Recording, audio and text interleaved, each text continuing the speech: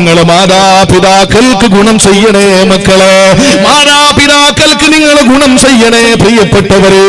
ആണായാലും പെണ്ണായാലും നിങ്ങൾക്ക് ജന്മം നൽകിയ നിങ്ങളുടെ പ്രിയപ്പെട്ട പിതാവ് അധ്വാനിച്ച് ജീവിതത്തിന്റെ വിയർപ്പ് തുള്ളികൾ രക്തത്തുള്ളികളെ വിയർപ്പ് തുള്ളികളാക്കി മാറ്റിയ തങ്ങളുടെ ചോര നീരാക്കി മാറ്റിയിട്ട് കഷ്ടപ്പെട്ട് നിങ്ങൾ അധ്വാനിച്ച് പോറ്റുന്ന പ്രിയപ്പെട്ട പിതാവ് 9 മാസം അല്ലെങ്കിൽ 9 മാസവും 10 ദിവസവും നിങ്ങളെ വയറിൽ ചുമന്ന് മരണസമാനമായ വേദന സഹിച്ചുകൊണ്ട് നിങ്ങളെ നൊന്ത് പ്രസവിച്ച് 2 വർഷക്കാലം 24 മാസക്കാലം നിങ്ങൾക്ക് മുലപ്പാല് തന്ന സ്തനപാനം നടത്തിയ നിങ്ങളെ തലത്ത് വെക്കാതെ കൊണ്ടു നടന്ന് നിലത്ത് വെച്ചാൽ ഉറുമ്പരിക്കുമോ തലയിൽ വെച്ചാൽ പേനരിക്കുമെന്ന് പറഞ്ഞ് ആറ്റുനോറ്റ് വളർത്തി നിങ്ങളുടെ പ്രിയപ്പെട്ട ഉമ്മയുണ്ടല്ലോ, അവർക്ക് നിങ്ങൾ ഗുണം ചെയ്യണേ, അവരോട് നിങ്ങൾ കടപ്പെട്ടവരാണ് എന്ന് അല്ലാഹുവിന്റെ വിശുദ്ധമായ ഖുർആൻ തൗഹീദിനെ പറ്റി പറഞ്ഞ ഉടനെ മാതാപിതാക്കളോടുള്ള കടമ പറയുകയാ.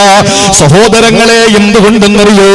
ഒരു മാതാവും പിതാവും കൂടി വിവാഹാനന്തരം തീരുമാനിക്കുകയാ. ആ പ്രിയപ്പെട്ട ഭർത്താവെന്ന നമ്മുടെ പിതാവ്, മാതാവെന്ന ഭാര്യ എന്ന നമ്മുടെ ഉമ്മയോട് നമ്മുടെ പിതാവ് നമ്മൾ ജനിക്കുന്നതിന് മുമ്പ് പറയുകയാണ്, പെണ്ണേ, നമുക്കിപ്രാവശ്യം കുഞ്ഞുങ്ങളെ വേണ്ടെന്ന് തീരുമാനമെടുത്താൽ ഒരൊറ്റ ഗുളിക മെഡിക്കൽ സ്റ്റോറിൽ നിന്ന് വാങ്ങിക്കഴിച്ച എന്റെ പ്രിയപ്പെട്ട ചെറുപ്പക്കാരാ, നീ എന്ന് പറയുന്നവൻ ഈ ലോകത്തുണ്ടോ? പ്രിയപ്പെട്ട പെങ്ങളെ, നീ എന്ന് പറയുന്ന മധുര 17കാരി ഈ ലോകത്തുണ്ടോ? ഇല്ല. അവര് വേണ്ടെന്ന് വെച്ചില്ലല്ലോ. ഈ ലോകത്ത് നിങ്ങൾ വരാൻ, ഈ ലോകത്തിന്റെ എല്ലാ മനോഹാരിതകൾ കാണാൻ, നിങ്ങൾ വിവാഹം കഴിച്ചേക്കപ്പെടാനും അതിലൂടെ സന്താനോൽപാദനം നടത്തപ്പെടാനും അതുപോലെ പ്രപഞ്ചത്തിന്റെ സൗന്ദര്യവും സൗരഭ്യവും ആസ്വദിക്കാൻ പ്രവിശാലമായ ആകാശത്തെയും പച്ചപ്പെട്ട് വിരിച്ചതുപോലുള്ള ഭൗമോപരിതലത്തെയെ കണ്ടാസ്വദിക്കാൻ അലറി വിളിക്കുന്ന സാഗരങ്ങളെയും മാമലകളെയും എല്ലാം കാണാൻ നിങ്ങൾക്കാരാ കാരണക്കാരായത്? അത് നിങ്ങളുടെ വാപ്പയും ഉമ്മയുമാണ്. അതിൽ ഏറ്റവും ത്യാഗം സഹിച്ചത് നിങ്ങളുടെ ഉമ്മയാ. അതുകൊണ്ട് പ്രിയപ്പെട്ടവരെ, അള്ളാന്റെ വിശുദ്ധമായ ഖുർആൻ പറയുകയാ, ഉമ്മയോടുള്ള കടമ മറക്കല്ലേ ചെറുപ്പക്കാരാ. മഹാനായ അബ്ദുള്ള എന്ന സഹാബി വരിനത്തൊട്ട് ഇമാം ബുഖാരി തങ്ങൾ റിപ്പോർട്ട് ചെയ്യുന്ന ഹദീസിൽ കാണാം, ഒരാൾ വന്നിട്ട് നബി തങ്ങളോട് ചോദിക്കുകയാണ്, യാ റസൂലല്ലാഹ്, അയ്യുൽ അമലി അഹബ്ബു ഇലല്ലാഹ്, അല്ലാഹുവിന് ഏറ്റവും ഇഷ്ടപ്പെട്ട അമൽ ഏതാണെന്ന് പറഞ്ഞു തരുവോ? അല്ലാഹുവിന് ഏറ്റവും ഇഷ്ടപ്പെട്ട അമൽ ഏതാണെന്ന് എന്റെ പ്രിയപ്പെട്ട ബോധിക്കാനത്തുകാർക്കറിയോ? ഏതാണ് അമലെന്ന് കാസർഗോഡ് ജില്ലക്കാർക്കറിയോ? അല്ലാഹുവിന്റെ റസൂൽ ഉടൻ തന്നെ മറുപടി പറയുകയാണ്, അസ്സലാത്തു അലാ വഖ്തിഹാ, ബാങ്ക് കേൾക്കുന്ന സമയം തന്നെ പടച്ചവന് വേണ്ടി നമസ്കാരം നിർവഹിക്കല. യാത്രക്കാരനല്ല എങ്കിൽ കൃത്യസമയത്ത് നീ നമസ്കരിക്കലാണ്. പിന്നെ ഏതാണ് നബിയെ എന്ന് ചോദിക്കുന്ന സഹാബിയോട് റസൂലുള്ളാഹിന്റെ മറുപടി എന്തെന്നറിയോ? ബിർറുൽ വാലിദൈൻ, മാതാപിതാക്കൾക്ക് ഗുണം ചെയ്യലാണ്, മാതാപിതാക്കൾക്ക് ഗുണം ചെയ്യല. സഹോദരങ്ങളെ, കർമ്മങ്ങളെടുത്ത് പരിശോധിച്ചാൽ 2ാം സ്ഥാനം ഉമ്മയ്ക്ക് തന്നെയാണ്, വാപ്പയ്ക്ക് തന്നെയാ. വിശ്വാസത്തിന്റെ വിഷയമെടുത്താൽ 2ാം സ്ഥാനം വാപ്പയ്ക്കും ഉമ്മയ്ക്കുമാ. അതുകൊണ്ട് എന്നെ കേൾക്കുന്ന എന്റെ പ്രിയപ്പെട്ട മുസ്ലിം സഹോദരങ്ങളോട് മാത്രമല്ല, എന്റെ ഹിന്ദു സഹോദരങ്ങളോട് മാത്രമല്ല, പച്ചക്കരലുള്ള ഏത് മനുഷ്യരോട് പറയുകയാ, നിങ്ങൾക്ക് ജന്മം നൽകിയ നിങ്ങളുടെ മാതാപിതാക്കളെ നിങ്ങൾ പൊന്നുപോലെ നോക്കിയില്ലെങ്കിൽ അള്ളാന്റെ കോട്ടിൽ നിങ്ങൾക്ക് ഉണ്ടാകുന്ന ഏറ്റവും വലിയ ദാരുണമായ അവസ്ഥ എന്തെന്നറിയോ? എന്റെ പ്രിയപ്പെട്ടവരെ, പടച്ചവന്റെ വിധിക്കെതിരെ പ്രവർത്തിച്ചതിന് കിട്ടുന്ന ശിക്ഷയാ. അള്ളാന്റെ വിധിക്കെതിരെ പ്രവർത്തിക്കുന്നവന് കൊടുക്കുന്ന ശിക്ഷ നമുക്കറിയുമല്ലോ.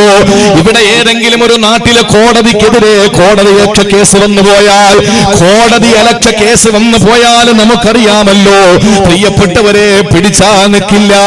എന്നാൽ പടച്ചതമ്പുരാൻ ഈ ലോകത്തെ സൃഷ്ടിച്ച അല്ലാഹുവിന്റെ വിധിക്കെതിരെ നമ്മൾ പ്രവർത്തിക്കുകയാണെങ്കിൽ ഈ ലോകത്തും പരലോകത്തും അല്ലാഹു റബ്ബുൽ ഇസ്സത്ത് നമ്മെ വെറുതെ വിടുമെന്നാരും പ്രതീക്ഷിക്കണ്ട. വിശുദ്ധ ഖുർആനിൽ 3 ആയത്തുകളുണ്ട്. ഞാൻ എന്റെ പ്രിയപ്പെട്ട സഹോദരങ്ങളോട് ഉമ്മയെ സംബന്ധിച്ച് സാധാരണ നമ്മൾ കേട്ട് കേൾവിയുള്ള കഥകളൊക്കെ മാറ്റി വെച്ചിട്ട് സാധാരണ കൂടുതൽ കേൾക്കാറും നമ്മൾ പറയാറുള്ള കാര്യങ്ങളൊക്കെ മാറ്റിവെച്ചിട്ട് ഉമ്മയെ പൊന്നുപോലെ നോക്കാൻ വേണ്ടി വാപ്പ അതോടൊപ്പം ബന്ധപ്പെട്ടതാണ്. വാപ്പയെ മാറ്റി നിർത്തിയിട്ട് നമുക്കൊരു മാതാപിതാ അല്ലെങ്കിൽ മാതാപിതാക്കൾ എന്ന ആ ഒരു അവസ്ഥയിൽ തന്നെ ഉണ്ട്. മാതാപിതാക്കൾ ആദ്യം പറഞ്ഞതാരെയാ? മാതാവിനെയാണ്. സ്ത്രീ പുരുഷന്മാർ ആദ്യം പറഞ്ഞാരാ? സ്ത്രീയാണ് ആദ്യം പറയുന്നത്. എന്റെ പ്രിയപ്പെട്ട സഹോദരങ്ങളെ, അതുകൊണ്ട് തൽക്കാലം ഞാൻ ഉമ്മയെ പറ്റി മാത്രം പറയും. പരിസരത്ത് എവിടെയെങ്കിലും വരുമ്പോ വാപ്പയെ പറ്റി പറയാം. അള്ളാഹു മനസ്സിലാക്കാനുള്ള തൗഫീക്ക് നൽകി അനുഗ്രഹിക്കുമാറാവട്ടെ. വാപ്പയെ പറ്റി പറയാത്തത് വാപ്പ മോശക്കാരനായത് കൊണ്ടല്ല, ഞാൻ വാപ്പയാണ് എന്ന് തെളിയിക്കാൻ ഇപ്പൊ പുതിയ ടെസ്റ്റുകളൊക്കെ ഉണ്ട്. പക്ഷെ ഒരു ടെസ്റ്റിന്റെയും ആവശ്യമില്ലാതെ ഉമ്മയെ മറക്കാതിരിക്കാൻ അള്ളാഹു നമ്മുടെ വയറ്റിൽ തന്ന ഒരു സ്ക്രാച്ച് ഉണ്ട്, ഒരു ചെറിയ അടയാളമുണ്ട്. വാപ്പാക്കതില്ല. വാപ്പ ആണ് എന്ന് പരിശോധിക്കാൻ ഇപ്പൊ DNA ടെസ്റ്റ് ഉണ്ട്, അങ്ങനെയൊക്കെ പലതുമുണ്ട്. പക്ഷെ ഒരിക്കലും തന്റെ ഉമ്മയെ മാറ്റിവെക്കാൻ ഒരു മനുഷ്യന് കഴിയില്ല. കാരണം ആ ഉമ്മയെ നമ്മെ ഓർമ്മപ്പെടുത്തുന്ന വയറ്റിലെ ഒരു ചെറിയ അടയാളമുണ്ട്. അതിന് പറയുന്നത് പൊക്കിൽ കൊടി എന്നാണ്. ഉമ്മയെ ചവിട്ടാൻ വേണ്ടി നിന്റെ കാല് ഉയർത്തുമ്പോൾ ഒരു സൂപ്പർ സ്പെഷ്യാലിറ്റിക്കും ശസ്ത്രക്രിയയിലൂടെ, പ്ലാസ്റ്റിക് സർജറിയിലൂടെ, അതല്ലെങ്കിൽ മറ്റേതെങ്കിലും കോസ്മെറ്റിക് പ്ലാസ്റ്റിക് സർജറിയിലൂടെ മാറ്റിവെക്കാൻ കഴിയാത്ത അവസ്ഥയിൽ നിന്റെ വയറിന്റെ ഭാഗത്ത് അല്ലാഹു ഉമ്മയെ ഓർക്കാൻ വേണ്ടി തന്ന ഒരു ചെറിയ അടയാളം, അത് നിന്റെ ജീവിതത്തിൽ ഒരിക്കലും നീ മറക്കരുത്. അത് അല്ലാഹു മറക്കാതിരിക്കാൻ വേണ്ടി ബാക്കിയെല്ലാം അല്ലാഹു തആല നമ്മുടെ ഭാഗത്ത് നിന്നൊക്കെ മാറ്റിയിട്ട് ആ ഒരു അടയാളം, ഗർഭാശയത്തിലെ ബന്ധം മാറാതിരിക്കാൻ വേണ്ടി ഇപ്പോഴും അള്ളാഹു നമുക്ക് തന്നിട്ടുണ്ട്. ആരെങ്കിലും അത് ശസ്ത്രക്രിയയിലൂടെ മാറ്റി വെച്ചിട്ടുണ്ടോ? എന്നാ ഹോളം അടച്ചു കളയാതും പറഞ്ഞ് ആരെങ്കിലും ചെയ്തിട്ടുണ്ടോ? ഇല്ല. കാരണം അത് ഉമ്മയെ മറക്കാതിരിക്കാൻ വേണ്ടി അള്ളാഹു മരിക്കുന്നവരെ നമുക്ക് തന്ന സാധനമാണ്. അതുകൊണ്ട് നമുക്ക് ഉമ്മയെ പറ്റി പറയാം. വിശുദ്ധ ഖുർആനിൽ 3 ആയത്തുകളുണ്ട്, ശ്രദ്ധിച്ച് കേൾക്കണം. വിശുദ്ധ ഖുർആനിൽ 3 ആയത്തുകളുണ്ട്. ആ 3 ആയത്തുകളിൽ 2 കാര്യങ്ങൾ ചേർത്ത് പറഞ്ഞ 3 ആയത്തുകളാണ്. ഉദാഹരണം പറയുമ്പോൾ മനസ്സിലാവും. ഈ 2 കാര്യങ്ങളും പരസ്പരം പൂരകങ്ങളാണ്. ഒന്നുണ്ടെങ്കിലേ മറ്റൊന്നുള്ളൂ. പൂരകങ്ങൾ എന്ന് പറഞ്ഞാൽ ഒരു നാണയത്തിന്റെ ഇരുവശം പോലെ. ഒരു നാണയം നമ്മുടെ കയ്യിലുണ്ട്, അതില് ഒരു ഭാഗം മാത്രമേ ഉള്ളൂ, മറ്റേ ഭാഗം കാണുന്നില്ലെങ്കിൽ ഏതെങ്കിലും കടയിൽ എടുക്കുവോ? ഇല്ല. AB എടുക്കുവോ? ഇല്ല. 2 പുറവും അതിന്റെ ആ എഴുത്തുണ്ടാവണം, അപ്പുറത്ത് ചക്രം ഉണ്ടാവണം. ഇതുണ്ടെങ്കിലേ ആ നോട്ട് അല്ലെങ്കിൽ ആ ഒരു ചക്രം അത് ഉപയോഗപ്പെടുത്താൻ നമുക്ക് കഴിയൂ എന്ന് പറയുന്നത് പോലെ 2 കാര്യങ്ങൾ അല്ലാഹു ചേർത്ത് പറഞ്ഞു. അത് പൂരകങ്ങളാണ്. ഒന്നുണ്ടെങ്കിലേ ഒന്നുള്ളൂ. ഏതാ 3 ആയത്തുകൾ എന്നറിയോ? അതിൽ ഒന്ന് നമ്മുടെ വിഷയം. ഒന്ന് അല്ലാഹ് പറഞ്ഞു, അത്തിഉല്ലാഹ വ അത്തിഉർ റസൂൽ. അല്ലാഹനെയും വഴിപ്പെടണം, റസൂലിനെയും വഴിപ്പെടണം. നമ്മൾ ചില ആളുകൾ പറയാണ് റസൂലൊക്കെ അവിടെ കിടക്കട്ടെ, അത് മക്കയിലെ ഒരു മുഹമ്മദ് അല്ലെങ്കിൽ മദീനയിലെ ഒരു അല്ലമീൻ അവിടെ നിൽക്കട്ടെ, ഞാൻ അല്ലാഹ് പറയുന്ന മാത്രമേ കേൾക്കൂ എന്ന് പറഞ്ഞാൽ നീ മുസ്ലിം അല്ല. അല്ലാഹ് ഉണ്ടെങ്കിലേ റസൂലുള്ളൂ, റസൂൽ ഉണ്ടെങ്കിലേ അല്ലാഹ് ഉള്ളൂ. രണ്ടാമത്തെ ആയത്ത് അഖീമുസ് സ്വലാത്ത വ ആത്തുസ് സക്കാ. നിസ്കരിക്കുകയും വേണം, സക്കാത്തും കൊടുക്കണം.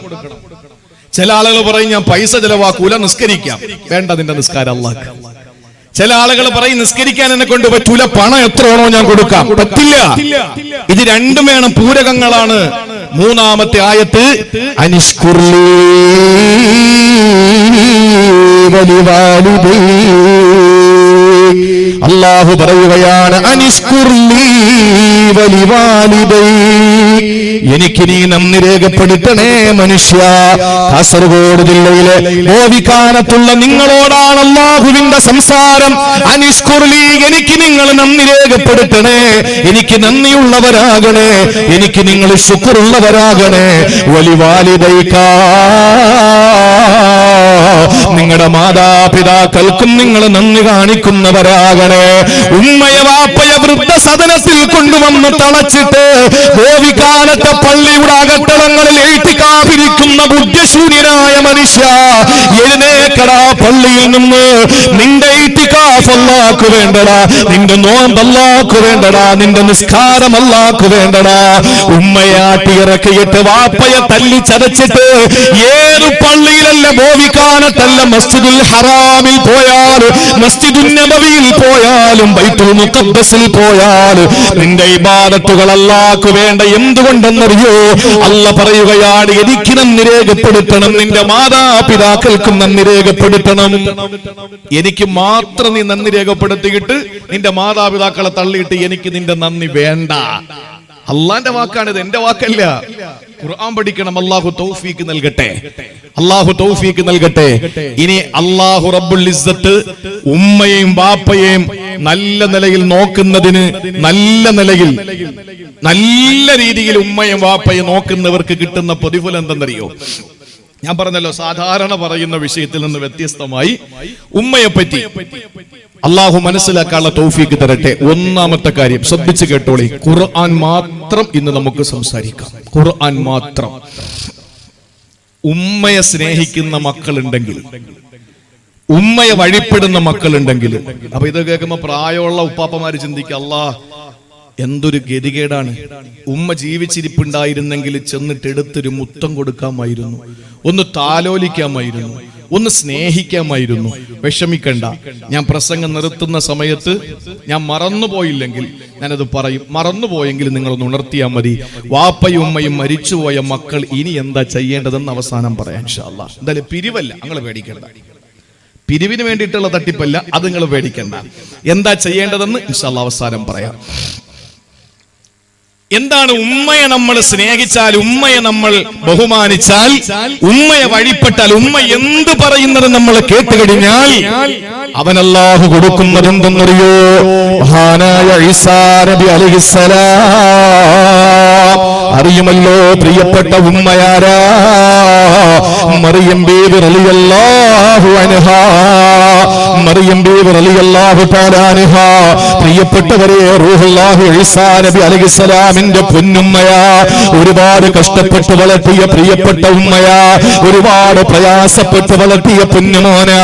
പ്രിയപ്പെട്ട സഹോദരങ്ങളെ, നമുക്കറിയുമല്ലോ, ഒരു പിതാവില്ലാതെ ഈസാ നബി അലൈഹിസ്സലാമിന് ആ മറിയം ബീവി റളിയല്ലാഹു അൻഹ ജന്മം നൽകുകയാ.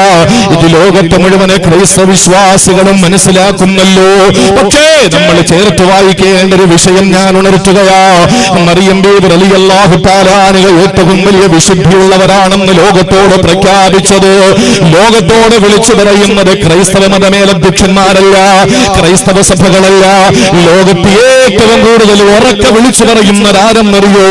പ്രിയപ്പെട്ടവരെ, ഇസ്ലാമിന്റെ പ്രസ്ഥാനങ്ങളാ, ലോകത്തുള്ള മുസ്ലിമീങ്ങളാ.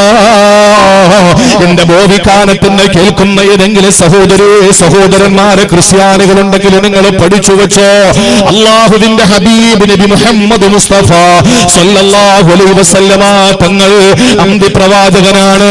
ആ പ്രവാചകൻ അന്ത്യപ്രവാചകനായി ലോകത്തിന് പരിചയപ്പെടുത്തി കൊടുത്തത് മഹാനായ ഈസാ നബി അലൈഹിസ്സലാം അല്ലേ?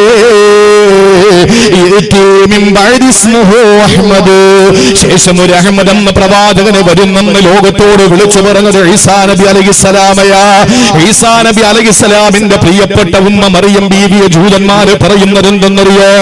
ഇസ്രായേൽ പ്രതിനിധാനം ചെയ്യുന്ന ജൂതന്മാര് വിളിച്ചു പറയുന്നത് അവര് വ്യഭിചാരിണിയെന്നാണ്, അവര് വേശ്യാവൃത്തി നടത്തിയവരെന്നാണ്. ഈസാ നബി അലൈഹിസ്സലാം ജാരസന്തതി എന്ന ഇസ്രായേൽ പ്രതിനിധാനം ചെയ്യുന്ന ജൂതന്മാര് വിളിച്ചു പറയുന്നത്. പക്ഷേ ഇന്നും എന്റെ പ്രിയപ്പെട്ടവര്, അമേരിക്കന് പ്രതിനിധാനം ചെയ്യുന്ന ക്രൈസ്തവ മേലധ്യക്ഷന്മാര് ഇസ്രായേൽ പ്രതിനിധാനം ചെയ്യുന്ന ജൂദായുസത്തോടൊപ്പം ചേർന്ന് നിന്നുകൊണ്ട് ഫലസ്തീനിലെ പാവപ്പെട്ട മുസ്ലിമീങ്ങളെ കൊന്നൊടുക്കുമ്പോ നിങ്ങൾ അറിയാത്ത ഒരു കാര്യമുണ്ട്. നിങ്ങൾ ചേർന്ന് നിൽക്കുന്ന ഇസ്രായേൽ നിങ്ങളുടെ പ്രിയപ്പെട്ട ഈസാ നബി എന്ന ശ്രീ യേശുവിനെ പറയുന്നത് ജാരസന്തതി എന്ന. പക്ഷേ നിങ്ങൾ കൊന്നൊടുക്കുന്ന ഫലസ്തീനികളുണ്ടല്ലോ, ആ ഫലസ്തീനികൾ നിങ്ങളുടെ യേശു ക്രിസ്തുവിന്റെ പേര് കേൾക്കുമ്പോൾ അവർ ഉറക്കെ പറയുന്നത് അലൈഹിസ്സലാം. അള്ളാഹുവിന്റെ സംരക്ഷണം ഈസാ നബിക്ക് ഉണ്ടാകട്ടെ എന്ന ലോകത്ത് മറിയം ബീവിയുടെ മറിയം ബീവി റളിയല്ലാഹു അൻഹയുടെ ചാരിത്രശുദ്ധിയെ ലോകത്ത് പരിചയപ്പെടുത്തിയത് സൂറത്ത് മറിയമിലൂടെയാണ്. ആ മറിയം സൂറത്ത് എന്ന ഒരു അധ്യായം തന്നെ അള്ളാഹു വിശുദ്ധ ഖുർആനിൽ മാറ്റിവെച്ചിരിക്കുകയാ. പക്ഷേ പ്രിയപ്പെട്ട സഹോദരങ്ങളെ, ആ അധ്യായത്തില് മഹാനായ ഈസാ നബി അലൈഹിസ്സലാം പറയുന്ന ഒരു വാക്കുണ്ട്. അതാണ് മാതാവിനോടുള്ള സ്നേഹത്തിന്റെയും മാതാവിനോടുള്ള താല്പര്യത്തിന്റെയും പേര് അല്ലാഹു റബ്ബുൽ ഇസ്സത്ത് നമുക്ക് തരുന്ന വലിയ ഒരു മാറ്റമതാ. എന്നെ കേൾക്കുന്ന എന്റെ ഭോവികാലത്തുള്ള ചെറുപ്പക്കാരാ, എന്റെ പ്രിയപ്പെട്ട പെങ്ങന്മാരെ, വസ്തുനിഷ്ഠമായി അർത്ഥഗർഭമായി ആശയസമ്പന്നമായ ഖുർആനിനെ പഠിക്കാൻ നിങ്ങൾ തയ്യാറാവുക. ഈസാ നബി അലൈഹിസ്സലാം പറയുന്നത് എന്തെന്നറിയോ? വബർറം ബിവാലിദതി വലം യജ്അൽനി ജബ്ബാറൻ ശഖിയാ. പൊന്നുമക്കളെ, യുവാക്കളെ, നിങ്ങളുടെ പ്രിയപ്പെട്ട ഉമ്മ, ആ ഉമ്മ നിങ്ങളുടെ ജീവിതത്തിന്റെ എല്ലാമായി മാറിയാൽ, ആ ഉമ്മ നിങ്ങളുടെ ജീവിതത്തിന്റെ സർവസ്വമായി മാറിയാൽ, ആ ഉമ്മ നിങ്ങളുടെ ജീവിതത്തിന്റെ സർവ്വതുമായി മാറിയാൽ അള്ളാഹു നിങ്ങൾക്ക് തരുന്ന ഗുണമെന്തെന്നറിയോ? ഈ ഭൂമി ലോകത്ത് അള്ളാഹു നിങ്ങൾക്ക് തരുന്നതെന്തെന്നറിയോ? അല്ല തന്നെ പറയുകയാണ്. ഈസാ നബിയുടെ വാക്കെടുത്ത് അള്ളാഹു ഉദ്ധരിക്കുകയാ. വബർറം ബിവാലിദതി, എന്റെ പ്രിയപ്പെട്ട മറിയമെന്ന പൊന്നുമ്മയെ ഞാൻ ഗുണം ചെയ്തപ്പോൾ, എന്റെ ഉമ്മാക്ക് ഞാൻ സേവനം ചെയ്തപ്പോൾ, എന്റെ ഉമ്മാക്ക് ഞാൻ ഖിദ്മ ചെയ്തപ്പോൾ, എന്റെ ഉമ്മാക്ക് ഞാൻ പരിശ്രമിച്ചപ്പോൾ, എന്റെ ഉമ്മായെ ഞാൻ ജീവന തുല്യം സ്നേഹിച്ചപ്പോൾ അല്ലാഹു എനിക്ക് തന്നതെന്തെന്നറിയോ? വലം യജ്അൽനി ജബ്ബാറൻ ശഖിയാ. ഒരു സ്ഥലത്തും എന്നെ അല്ലാഹു പരാജയപ്പെടുത്തിയില്ല. ഒരു സ്ഥലത്തും എന്നെ അല്ലാഹു പരാജയപ്പെടുത്തിയില്ല. പ്രിയപ്പെട്ടവരെ, ഉമ്മമാര് വീടുകളിലെ രോഗികളായി കഴിയുന്ന മക്കള്, നെഞ്ചു പൊട്ടിയിട്ട് നിങ്ങളുടെ മനസ്സൊന്ന് കൊതിക്കട്ടെ. നിങ്ങളുടെ മനസ്സിനകത്ത് 100,000 ആഗ്രഹങ്ങൾ വന്നുകൂടട്ടെ. ആ ഉമ്മാന്റെ അടുക്കൽ ചെന്ന് ഉമ്മാക്ക് ഖിദ്മ ചെയ്തു കൊടുക്കാ, ഉമ്മാക്ക് സേവനം ചെയ്തു കൊടുക്കാ. ഇന്നത്തെ രാത്രി വ്യാഴാഴ്ച രാവാ, പരിശുദ്ധമായ റജബ് മാസത്തിന്റെ അവസാനത്തെ വെള്ളിയാഴ്ച രാവിന്റെ തലേ ദിവസത്തെ ഈ അനുഗ്രഹീതമായ രാവിലെ നമ്മളൊരു തീരുമാനമെടുക്കുക. നമ്മുടെ പ്രിയപ്പെട്ട ഉമ്മാക്ക് നമ്മൾ സേവനം ചെയ്താൽ വലം യജ്അൽനി ജബ്ബാറൻ ശഖിയാ, ഒരു സ്ഥലത്തും അല്ലാഹു നമ്മളെ പരാജയപ്പെടുത്തൂല. ഒരു സ്ഥലത്തും നമ്മളെ അല്ലാഹു നശിപ്പിക്കൂല. ഒരു സ്ഥലത്തും നമ്മുടെ തല താഴ്ന്നു പോകൂല. ഒരു സ്ഥലത്തും നമ്മൾ നന്യരായി പോകൂല. നിങ്ങൾക്കറിയോ, എല്ലാവർക്കും അറിയുന്ന ഒരു ചരിത്രമുണ്ടല്ലോ. മദീനത്തു നബവിയുടെ മിമ്പറിൽ നിൽക്കുകയാണ് ആരാ? വില്ലാളി വീരനായ വിജിഗീഷുവായ ധീരനും ശൂരനുമായ സയ്യിദുനാ ഉമറുൽ ഫാറൂഖ് റളിയല്ലാഹു അൻഹു മദീനത്തെ മിമ്പറിൽ നിന്നുകൊണ്ട് ഖുതുബ നടത്തിക്കൊണ്ടിരിക്കുമ്പോൾ അതാ ഖുതുബ പ്രഭാഷണത്തിന്റെ മധ്യേ പ്രസംഗം അങ്ങ് നിർത്തുകയാണ്. എല്ലാവരും ഇങ്ങനെ നോക്കി നിൽക്കുകയാണ്. ഉമർ തങ്ങളുടെ പ്രസംഗം എന്താ പെട്ടെന്ന് നിർത്തിയത്? അള്ളാന്റെ വിശുദ്ധമായ മദീന എന്ന പ്രകാശിക്കുന്ന ആ പട്ടണത്തിന്റെ മിമ്പറിൽ ഉമർ റളിയല്ലാഹു അൻഹു പ്രസംഗം നിർത്തിയിട്ട് പരസ്പര വിരുദ്ധമായ എന്തോ കാര്യം പറയുകയാ. ആളുകൾ സൂക്ഷിച്ചു ശ്രദ്ധിച്ചു. എന്തായി പറയുന്നത്? ഉമർ റളിയല്ലാഹു അൻഹു പറഞ്ഞ വാക്കെന്തെന്നറിയോ? യാ സാരിയാ അൽ ജബൽ അൽ ജബൽ അൽ ജബൽ, യാ സാരിയാ അൽ ജബൽ അൽ ജബൽ അൽ ജബൽ. സാരിയത്തെ, പർവ്വതത്തേക്കൊന്ന് നോക്കുമോനെ, പർവ്വതത്തിന്റെ പിന്നിലേക്ക് നീ ഒന്ന് നോക്കടാ. ഇത് പ്രസംഗവുമായിട്ട് യാതൊരു ബന്ധവുമില്ലാത്തൊരു വാക്കാ പറഞ്ഞത്. അവിടെ ഇരിക്കുന്ന സഹാബാക്കൾ അത്ഭുത പരതന്ത്രരായി. അവരെന്താണ് ഈ പറയുന്നത് അറിയാതെ വിഷമിക്കുകയാ. കുറെ സമയം കഴിഞ്ഞിട്ട് ആർക്കും ധൈര്യം വന്നില്ല. എന്താണ് മഹാനായ ഉമർ തങ്ങളുടെ അടുത്ത് വന്നിട്ട് നിങ്ങൾ ഇടയ്ക്ക് എന്താ പറഞ്ഞതെന്ന് ചോദിക്കാൻ ആർക്കും ധൈര്യം വന്നില്ല. സഹോദരങ്ങളെ, സാരിയ എന്ന് പറയുന്നത് ഒരു സഹാബി സഹാബിയ. അദ്ദേഹം അങ്ങ് നഹാവന്തിൽ യുദ്ധം ചെയ്തുകൊണ്ടിരിക്കുകയാണ്. നഹാവന്തിൽ യുദ്ധം ചെയ്തുകൊണ്ടിരിക്കുന്ന സാരിയത്ത് റളിയല്ലാഹു തആല അൻഹുവിന്റെ പേര് വിളിച്ചിട്ട് പർവ്വതത്തിന്റെ പിന്നിലേക്കൊന്ന് നോക്കണേ എന്ന് പറയുമ്പോ എന്താ ഈ പറഞ്ഞത് മനസ്സിലാകുന്നില്ല. ആ സമയത്ത് സാരിയ റളിയല്ലാഹു അൻഹ നഹാവന്ത് കീഴടക്കിയിട്ട് തിരികെ വരികയാ. അവിടുന്ന് സൈന്യവുമാകട്ടെ മടങ്ങി മദീനയിൽ വന്നു. മദീനയിൽ വന്നിട്ട് പോയ യാത്രയെ പറ്റിയിട്ട് വിശദീകരിക്കുകയാ. സഹാബാക്കൾ ഇങ്ങനെ സാഗൂതം കേട്ടുകൊണ്ടിരിക്കുകയാ. സാരിയത്ത് റളിയല്ലാഹു അൻഹു പറയുകയാണ്, ഞാൻ ഇങ്ങനെ യുദ്ധം ചെയ്ത് പോകുമ്പോൾ എന്റെ അശ്രദ്ധയില് ഞാൻ ശത്രുക്കൾ എവിടെയാ ഉള്ളതെന്ന് ശ്രദ്ധിക്കാതെ നിൽക്കുമ്പോ അതാ അന്തരീക്ഷത്തിലൂടെ ഒരു ശബ്ദം കേൾക്കുകയാ. യാ സാരിയ അൽ ജബൽ അൽ ജബൽ അൽ ജബൽ. സാരിയത്തെ പർവ്വതത്തിന്റെ പിന്നിലേക്കൊന്ന് നോക്കുമോനെ. ഉമർ തങ്ങളുടെ വാക്കാണ് ഞാൻ കേട്ടത്. ഉടനെ ഞാൻ പർവ്വതത്തിന്റെ പിന്നിലേക്ക് നോക്കുമ്പോ ഇതാ വാളേന്തിയിട്ട് ശത്രുക്കൾ വരികയാ. ഞാൻ അവരെ തുരത്തി വിട്ടു, ഞാൻ അവരോട് പോരാടി നിന്നു, ഞാൻ അവരെ ഓടിച്ചു വിട്ടു. എന്നിട്ട് വിജയശ്രീലാളിതരായി മടങ്ങി വന്നെന്ന് പറഞ്ഞപ്പോഴാ അന്ന് മദീനത്തുൻ നബവിയിൽ ഇരുന്നു കൊണ്ട് ഉമർ റളിയല്ലാഹു അൻഹുവിന്റെ ആ ശബ്ദം കേട്ടവർക്ക് തിരിഞ്ഞത്. അന്ന് ഖുതുബയിൽ നിന്നുകൊണ്ട് ഉമർ റളിയല്ലാഹു അൻഹു പറഞ്ഞത് ഇതാണല്ലോ. സഹോദരങ്ങളെ, ചരിത്രം വിശാലമാണ്. ഇതെന്തുകൊണ്ടാണ് സാരിയത്തിന് അത്ഭുതകരമായ രക്ഷ കിട്ടിയതെന്നറിയോ? ഈ സാരിയത്ത് എന്തുകൊണ്ടാ മദീനയിൽ നിൽക്കുന്ന ഉമർ തങ്ങളുടെ വാക്ക് അങ്ങനെ ഹാവന്തിൽ നിന്നുകൊണ്ട് കേട്ടതെന്നറിയോ? ഈ ചരിത്രം പറയുന്നിടത്ത് കാണാ ബിബി ഉമ്മിഹി. സാരിയ റളിയല്ലാഹു അൻഹുവിന് ഉമ്മയോട് കാണിച്ച സ്നേഹത്തിന് അല്ലാഹു കൊടുത്ത സമ്മാനമാ. പ്രിയപ്പെട്ട ഉമ്മയോട് കാണിച്ച ഇഷ്ടമുണ്ടല്ലോ, ആ ഉമ്മയോട് കാണിച്ച ഖിദ്മത്തിന്റെ ദിവസങ്ങളുണ്ടല്ലോ, അതിന് അല്ലാഹു കൊടുത്ത സമ്മാനമാണ്.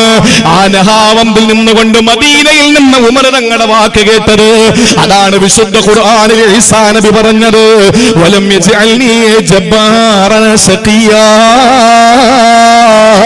ഞാൻ ഒരു സ്ഥലത്തും പരാജയപ്പെട്ടു പോകൂല. ഒരു സ്ഥലത്തും ഞാൻ അള്ളാഹുവിന്റെ പ്രിയപ്പെട്ട അള്ളാഹുവിന്റെ വിശുദ്ധ ഖുർആൻ പറയുന്നു, എന്റെ ഉമ്മയെ ഞാൻ ഖിദ്മത്ത് ചെയ്താൽ, എന്റെ പ്രിയപ്പെട്ട ഉമ്മയ്ക്ക് ഞാൻ സേവനം ചെയ്താൽ ഒരു സ്ഥലത്തും ഞാൻ പരാജയപ്പെട്ടു പോകൂല. സാമ്പത്തികമായി നഷ്ടം വരുന്നത് എന്തുകൊണ്ടാ? എവിടെ പോയാലും ഗുണം പിടിക്കാത്തത് എന്തുകൊണ്ടാ?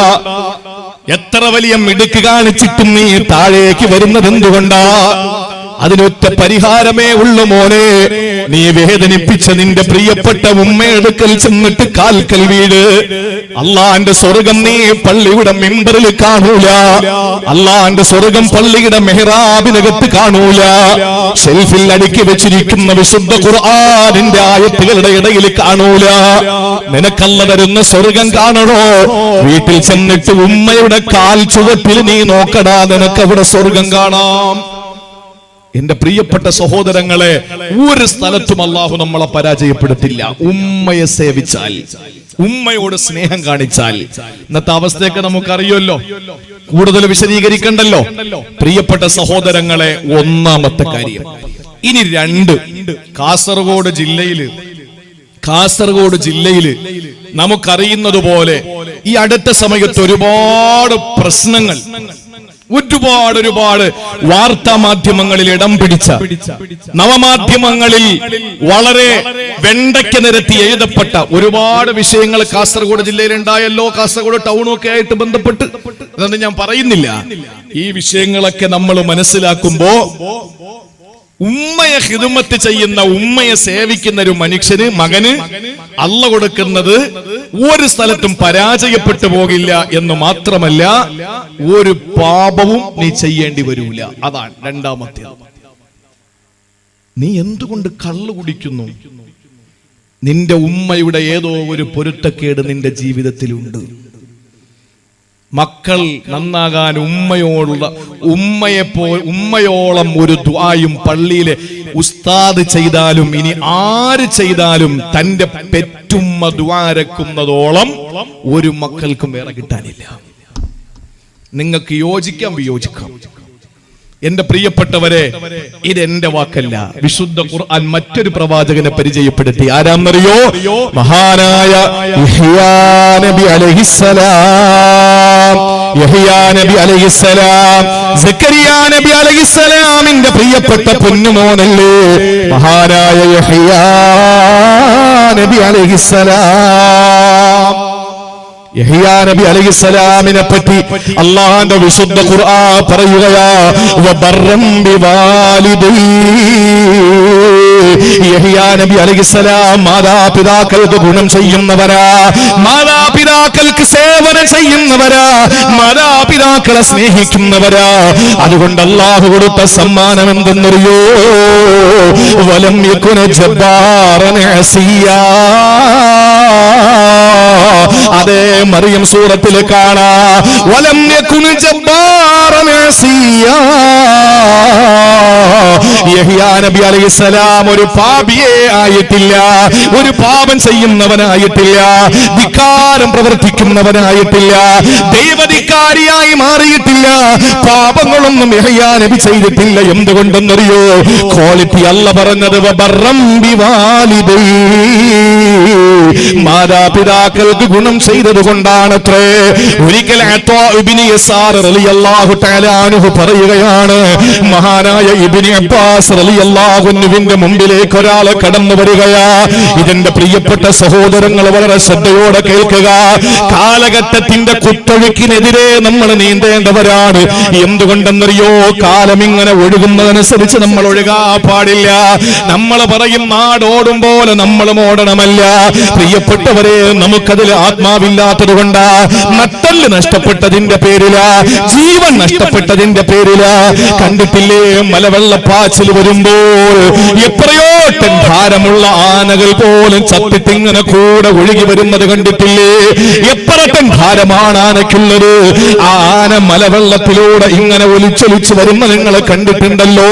എന്നാൽ പ്രിയപ്പെട്ട സഹോദരങ്ങളെ, മലവെള്ളപ്പാച്ചിൽ ഒഴുകി വരുന്ന വെള്ളത്തിലൂടെ, അതല്ലെങ്കിൽ കളകളാരവും മുഴക്കുന്ന അരുവികളിലൂടെ, അതാ ഒരു അരഗ്രാം പോലും ഇല്ലാത്ത പരൽ മത്സ്യങ്ങൾ തിരികെ നീന്തുന്നത് കണ്ടിട്ടുണ്ടോ?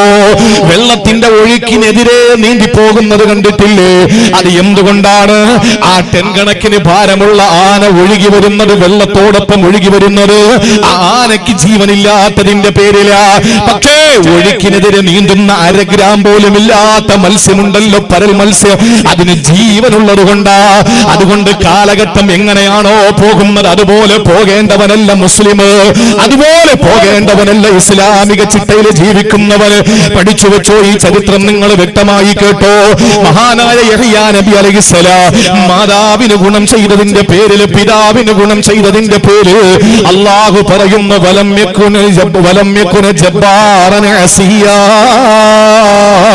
ഒരു പാപവുമായി യഹ്യാ നബി ചെയ്തില്ലത്രേ. അത്താ ഇബ്നു യസാർ റളിയല്ലാഹു അൻഹു പറയുകയാണ്, ഇബ്നു അബ്ബാസ് റളിയല്ലാഹു അൻഹുവിന്റെ മുമ്പിൽ ഒരാൾ കടന്നു വരികയാ. ഈ ചരിത്രം കാസർഗോഡ് ജില്ലക്കാര് നല്ലപോലെ ഒന്ന് മനസ്സിലാക്കണേ. ഒരാൾ കടന്നു വന്നിട്ട് പറയുന്നു, ഇബ്നു അബ്ബാസ് തങ്ങളെ, ഞാനൊരു പെണ്ണിനെ വല്ലാതെ ഇഷ്ടപ്പെട്ടു, ആ പെണ്ണിനെ കല്യാണം കഴിക്കണമെന്ന് വല്ലാത്ത മോഹം വന്നു.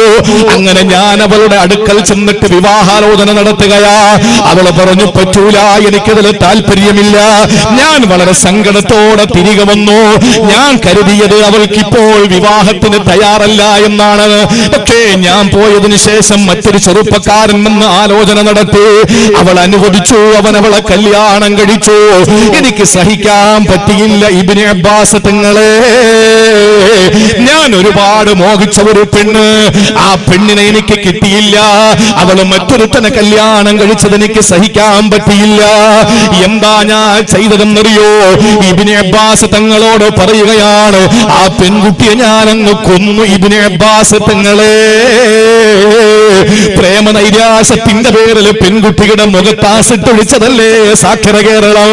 അതുപോലെ തന്നെ എത്രയോ പെൺകുട്ടികളെയാ ക്യാമ്പസിൽ നിന്ന് വിളിച്ചിറക്കിയിട്ട് അവരുടെ അടിവയറിലേക്ക് കത്തികുത്തി കയറ്റിയിട്ട് കൊന്നുകളഞ്ഞത് എന്തിന്റെ പേരിലാണ്? പ്രേമനൈരാശ്യത്തിന്റെ പേരിലാ, പ്രണയാഭ്യർത്ഥന നിരസിച്ചതിന്റെ പേരിലാ.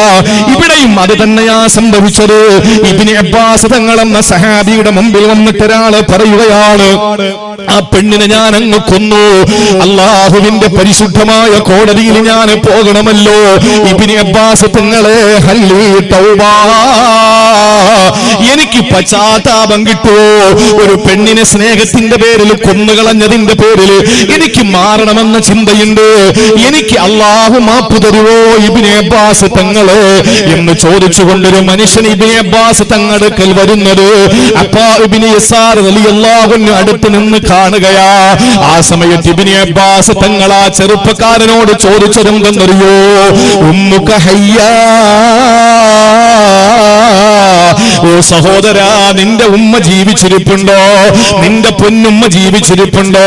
ആ മനുഷ്യൻ പറഞ്ഞു, ഇല്ല, കതുമാത്തവര് മരിച്ചുപോയി, എന്റെ ഉമ്മ നാളുകളേറെയായി മരിച്ചിട്ട്. ആ സമയത്ത് ഇബ്നു അബ്ബാസ് തങ്ങൾ പറയുകയാണ്, എന്നാൽ ഉമ്മ മരിച്ചുപോയെങ്കിൽ പൊന്നുമോനെ തുബ് ഇലല്ലാഹ്, അല്ലാഹുവിലേക്ക് കരങ്ങൾ ഉയർത്തി നീ തൗബ ചെയ്യുക, അല്ലാഹുവിലേക്ക് മടങ്ങിയിട്ട് നീ പശ്ചാത്തപിക്കുക. ആ സമയത്ത് ആ മനുഷ്യന് സന്തോഷത്തോടെ ഇറങ്ങി പോവുകയാ. ഇബ്നു യസാർ തങ്ങൾ പറയുകയാണ്, ആ മനുഷ്യൻ പോയതിനു ശേഷം ഞാൻ ഇബ്നു അബ്ബാസ് തങ്ങടുക്കൽ ചെന്നിട്ട് ചോദിച്ചു, എന്താ ആ മനുഷ്യൻ ഒരു കൊലപാതകിയായിട്ട് ആദ്യം നിങ്ങൾ ഉമ്മ ജീവിച്ചിരിപ്പുണ്ടോ എന്ന് ചോദിച്ചതെന്തിനാ? അടിവരയിട്ട് കേൾക്കണേ സഹോദര, ഉമ്മ ജീവിച്ചിരിപ്പുണ്ടോ എന്ന് ചോദിച്ചപ്പോ ഇല്ലെന്ന് പറഞ്ഞപ്പോ നിങ്ങൾ പശ്ചാത്തപിക്കാൻ പറഞ്ഞതെന്തിനാ? ആ സമയത്താണ് ഇബ്നു അബ്ബാസ് തങ്ങൾ ഇബ്നു യസാറിനോട് പറഞ്ഞതെന്തെന്നറിയോ? ഇന്നി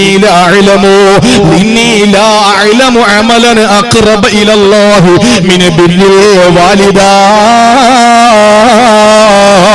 ഉമ്മയോട് ഗുണം ചെയ്യുന്നതിനേക്കാ കരണീയമായ അഭികാമ്യമായ ഒരു അമലും എനിക്കറിയില്ല. ഉമ്മായോട് കരുണ കാണിക്കുന്നതിനേക്കാൾ ഒരു വലിയ നന്മ എനിക്കറിയില്ല. ആ മനുഷ്യൻ ചെയ്ത കൊടിയ പാപമാണ്, അതിന് പരിഹാരം ഉമ്മയോട് കാണിക്കേണ്ട കരുണയാണ്. ആ ഉമ്മയുടെ മുമ്പിൽ ചെന്നിട്ട് ആ ഉമ്മയ്ക്ക് വേണ്ടി ഖിദ്മത്ത് ചെയ്യലാണ്. പക്ഷെ ഉമ്മ മരിച്ചില്ലേ, പിന്നെ തൗബയല്ലാതെ വേറെ വഴിയില്ലല്ലോ. പ്രിയപ്പെട്ടവരെ, അതാണ് യഹ്യാ നബി അലൈഹിസ്സലാമിനെ പറ്റി അല്ലാഹ് പറഞ്ഞത്, വബർറം ബിവാലിദീ, മാതാപിതാക്കൾക്ക് ഗുണം ചെയ്ത യഹ്യാ നബി അലൈഹിസ്സലാം, വലം യകുന ജബ്ബാറൻ അസിയാ, അല്ലാഹുവിനോടും അടിമകളോടും ധിക്കാരം പ്രവർത്തിക്കുന്നവനായില്ല. ഞാനൊന്ന് പറയട്ടെ സഹോദരങ്ങളെ, ഇവിടെ നേരത്തെ പലരും പറഞ്ഞല്ലോ, സോഷ്യൽ മീഡിയയിൽ വൈറലായി കൊണ്ടിരിക്കുകയാണ് ഒരു വിവാഹത്തിന്റെ കഥ. ഞാൻ സ്ഥലം പറയുന്നില്ല, പേടിച്ചിട്ടല്ല. എന്തിനാണ് അതിനെപ്പറ്റി പറഞ്ഞ് സമയം നഷ്ടപ്പെടുത്തുന്നത്? എന്തിനാണ് അതിനെപ്പറ്റി പറഞ്ഞ് നമ്മളെ സമയം വെറുതെ കളയുക? വൈവാഹിക ജീവിതത്തിലേക്ക് കാലെടുത്തു വെക്കുന്ന ചെറുപ്പക്കാര് അവര് കാണിച്ചു കൂട്ടുന്ന മതവിരുദ്ധമായ പ്രവർത്തനങ്ങൾ, ഞാൻ പറയുന്നത് എനിക്കറിയാം. ഈ വിഷയം നാളെ കേരളീയ സമൂഹത്തിന്റെ മുമ്പിൽ ഈ വിഷയം ചർച്ചയാക്കപ്പെടുമ്പോൾ, അല്ലെങ്കിൽ ഈ വിഷയം ഒരു അളവോളം ഇവിടത്തെ പ്രിയപ്പെട്ട സഹോദരങ്ങൾ, ആ സഹോദരന്മാരുടെ ജീവിതത്തിൽ ഒരു മാറ്റമുണ്ടാകുന്നതിന് വേണ്ടി ആ നല്ല നിയത്തോടുകൂടി ഞാൻ പറയുമ്പോൾ, കല്ലെറിയാൻ ആളുകൾ ധാരാളം വരിവരിയായി നിൽക്കുമെന്ന് എനിക്കറിയാം. എനിക്ക് പറയാനുള്ള ഒരു കാര്യം ഞാൻ ചേർത്ത് പറയുകയാണ്. വിവാഹവുമായി ബന്ധപ്പെട്ട് ഒരു പെൺകുട്ടിയെ കൊന്ന വിഷയവുമായി ബന്ധപ്പെട്ട് ഞാൻ പറഞ്ഞപ്പോൾ ഓർത്തുപോയൊരു കാര്യമാണ് എന്റെ പ്രിയപ്പെട്ട സഹോദരങ്ങളെ. വിവിധ മഹല്ലുകളിലെ ഭാരവാഹികൾ, പ്രസിഡന്റ്, സെക്രട്ടറിമാര് ഈ സദസ്സിൽ ഉണ്ട് എന്ന് എനിക്കറിയാം. ഞാൻ പറയുകയാണ്, നിങ്ങളെ ഏൽപ്പിക്കപ്പെട്ടിട്ടുള്ള ദൗത്യം അള്ളാഹുവിന്റെ പള്ളിയുടെ പരിപാലനമാണ്. അള്ളാഹുവിന്റെ പള്ളിയുടെ മസ്ജിദുകളുടെ പരിപാലനമാണ്. ആ പരിപാലന സമിതികളായി നിങ്ങൾ അള്ളാഹുവിന്റെ പള്ളികൾക്ക് ഇമാറത്തിലായി അതിനെ പരിപാലനം നടത്തിക്കൊണ്ടിരിക്കുമ്പോൾ ഈ നാട്ടിലെ വൈവാഹിക ജീവിതത്തിലേക്ക് കാലെടുത്തു വെക്കുന്ന ദമ്പതിമാരുടെ, പ്രത്യേകിച്ച് നവവരന്മാരുടെ വിവാഹ പേക്കൂട്ടുകൾക്കെതിരെ കടിഞ്ഞാണിടാൻ ആദ്യമായി ഈ വിഷയത്തിൽ ഒരു 90% കഴിയുന്നത് മഹല്ല് ഭാരവാഹികൾക്കാണ്. അങ്ങനെ ഒരു കാരണവശാലും ചെയ്യുന്ന കല്യാണങ്ങൾക്ക് കത്തുകൊടുക്കാതിരിക്കുക. ഒരിക്കലും അങ്ങനെ ഒരു കല്യാണം ഞങ്ങൾ നടത്തി തരില്ല എന്ന തീരുമാനം മഹല്ല് കമ്മിറ്റി തീരുമാനമെടുത്ത് അവർ മിനിറ്റ്സിൽ എഴുതി വെക്കണം. പ്രത്യേക ബയലെ തിരുത്തി എഴുതിയിട്ട് അത് ഈ സമുദായത്തിന്റെ ഉന്നമനത്തിന് വേണ്ടിയിട്ട് എഴുതി പിടിപ്പിക്കണം. നിങ്ങൾ ആലോചിച്ചു നോക്കൂ, മഹല്ല് സംവിധാനങ്ങൾക്ക് കഴിയും 90% കഴിയും. പിന്നെ 10% അതാർക്കെന്ന് ഞാൻ പറഞ്ഞു തരാം. 90% കഴിയുന്നത് അവിടുത്തെ മഹല്ല് ഭാരവാഹികൾക്കാണ്. കണ്ടില്ലേ, വിവാഹത്തിന്റെ പേരിൽ ടിപ്പറിൽ കൊണ്ടുപോവുക, നഴ്സറി സ്കൂളിൽ പോകുന്ന കുട്ടിയുടെ മോഡലിൽ വരിക, എന്നിട്ട് മതത്തിന്റെ പരിവേഷം കെട്ടുക. ഇതാരെ കാണിക്കാനാണ്? ഇതാരോടുള്ള വെല്ലുവിളിയാണ്? ഇതാണോ ഹബീബായി നബി സല്ലല്ലാഹു അലൈഹി വസല്ലം കാണിച്ചു തന്ന വൈവാഹിക ജീവിതത്തിന്റെ സുന്ദരമായ നിമിഷങ്ങളിലാണോ? എന്നിട്ട് പ്രായമുള്ള ഹിജാബും മഫ്തയും ഒക്കെ ധരിച്ച് പർദ്ദയൊക്കെ ഇട്ട ദീനീ ബോധമുള്ള മതബോധം തോന്നിപ്പിക്കുന്ന ഉമ്മമാര് പുതിയ പെണ്ണിനോട് പറയാണ്, നീയും കൂടെ ആടിക്കോടിയെന്ന്, നീയും കൂടെ ചാടിക്കോടിയെന്ന് കാണിച്ചു കൊടുക്കുകയാണ്. പ്രിയപ്പെട്ട ഉമ്മമാര്, വാളുകൾക്ക് കുറവുണ്ടോ? ഒരു ഹൈന്ദവ സഹോദരന്റെ കുറിപ്പ് ഞാൻ വായിച്ചു. മദ്രസ വിദ്യാഭ്യാസമുള്ളത് ഹിന്ദുക്കൾക്കില്ല, അത് മുസ്ലിം സമുദായത്തിനാണ്. മതപ്രസംഗ വേദികളുള്ളത് ക്രൈസ്തവ സമുദായത്തിനോ ഹൈന്ദവ സമുദായത്തിനോ അല്ല, അത് ഇസ്ലാമിന്റെ മക്കൾക്കാണ്. പക്ഷേ വിവാഹത്തിന്റെ ആർഭാടവും ദൂർത്തും, വിവാഹത്തിന്റെ പേരിൽ മനുഷ്യന് പോലും ചെയ്യാൻ കഴിയാത്ത, മനുഷ്യനെ പോലും നാണം കെടുത്തുന്ന പ്രവർത്തനങ്ങൾ ചെയ്യുന്നത് ഹിന്ദുവല്ല, ക്രിസ്ത്യാനിയല്ല, ഈ സമുദായത്തിന്റെ മുസ്ലിമീങ്ങളാണ്, ഈ സമുദായത്തിന്റെ പ്രവർത്തകരാണ്. വളരെ സങ്കടം തോന്നുകയാണ്. ഇതിനെല്ലാം ഏതെങ്കിലും മഹല്ല് ഭാരവാഹികൾ അനുവാദം കൊടുത്തിട്ട് ചിലര് ചോദിച്ചേക്കാം, ഈ വിവാഹം നടക്കുന്നതിന് മുമ്പ് ഞങ്ങൾ കത്ത് കൊടുക്കുമ്പോ ഞങ്ങൾക്കറിയില്ലല്ലോ എന്ന്. പക്ഷേ നിർബന്ധമായും അവരോട് പറയാം, ഇസ്ലാമിന് നിരക്കാത്ത എന്തെങ്കിലും നിങ്ങളുടെ ഭാഗത്ത് നിന്നുണ്ടായാൽ ഈ മഹല്ല് നിങ്ങൾക്കെതിരെ ശക്തമായ നടപടിയെടുക്കുമെന്ന് പറയാൻ മഹല്ല് ഭാരവാഹികൾക്ക് ചങ്കൂറ്റമുണ്ടാകണം, അതിനുള്ള നട്ടെല്ലുണ്ടാകണം. അല്ലെങ്കിൽ ഇമാറത്തെന്ന സുന്ദരമായ പരിപാവനമായ ആ പദവി ഒഴിഞ്ഞിട്ട് അതിന് കഴിയുന്ന ചൊണക്കുട്ടികളായ ചെറുപ്പക്കാർക്ക് വിട്ടുകൊടുക്കണം. ഞാൻ അർത്ഥശങ്കക്കിടയില്ലാതെ പറയുകയാണ്, ഒരു കാരണവശാലും അനുവദിക്കരുത്. ഒരുപാട് മാറിപ്പോയി. എത്ര കോവിഡും പ്രളയവും എന്തൊക്കെ വന്നാലും പഠിക്കാത്ത ഒരു നാണം കെട്ട സമുദായത്തിന്റെ പ്രതിനിധികളായി പോയല്ലോ. സങ്കടം തോന്നുകയാ. ഇനി 10% കഴിയുന്നത് ആർക്കെന്നറിയോ? പള്ളിയിലെ ഇമാമിയങ്ങൾക്കാണ്, മഹല്ല് ഇമാമിയങ്ങൾക്കാണ്. ഞാനും ഒരു മഹല്ലത്തിലെ ഇമാമ. ഞാൻ പറയുന്നു, ശക്തമായി ജുമുഅ പ്രഭാഷണങ്ങളിൽ ഉണർത്തണം, കുടുംബ ക്ലാസുകളിൽ ഉണർത്തണം. ഞാൻ അങ്ങനത്തെ ഒരു നിക്കാഹിന് പങ്കെടുക്കൂല. ഏതെങ്കിലും ഒരു വിവാഹത്തിന് പോകുമ്പോൾ ഇതുപോലുള്ള പേക്കൂട്ടുകൾ കാണുന്നെങ്കിൽ ഞാനിതാ ഈ കാണുന്നത് എന്റെ രാജിയാണ് എന്ന് പറഞ്ഞിട്ട് ആ വിവാഹ പന്തലിൽ വെച്ച് രാജി എഴുതി കൊടുക്കാൻ ചങ്കൂട്ടവും നട്ടെല്ലും പണ്ഡിതന്മാരും കാണിക്കേണ്ട അവസാന നിമിഷമാണിത്. അവരെ കൊണ്ട് കഴിയും. ഒരു നാട് നന്നാകണമെങ്കിൽ 2 കൂട്ടം ആളുകൾ കരുതണം. ഒന്ന് അൽ ആലിം, ഒന്ന് ഉലമാ വൽ ഉമറാ. അവിടുത്തെ പരിപാലന സമിതി ഭാരവാഹികളടക്കമുള്ള അവിടുത്തെ ഉമറാക്കളും അവിടുത്തെ പണ്ഡിതന്മാരും. എന്റെ പ്രിയപ്പെട്ടവരെ, ഏറ്റവും പ്രധാനമായി ഈ സമുദായം ചെയ്യേണ്ട ഏറ്റവും വലിയ ഉത്തരവാദിത്വം ഇതാണ്. അത് മറക്കരുത്. അതിന്റെ പേരിൽ പള്ളിയിലെ ജോലിയിൽ നിന്ന് പിരിച്ചുവിട്ടാൽ വാ കീറിയത് അല്ലാഹു അല്ലേ? അല്ലാഹു നമ്മുടെ കാതും കണ്ണും വായും കീറിയിട്ടുണ്ടെങ്കിൽ അവൻ നമുക്ക് ഭക്ഷണം തരും.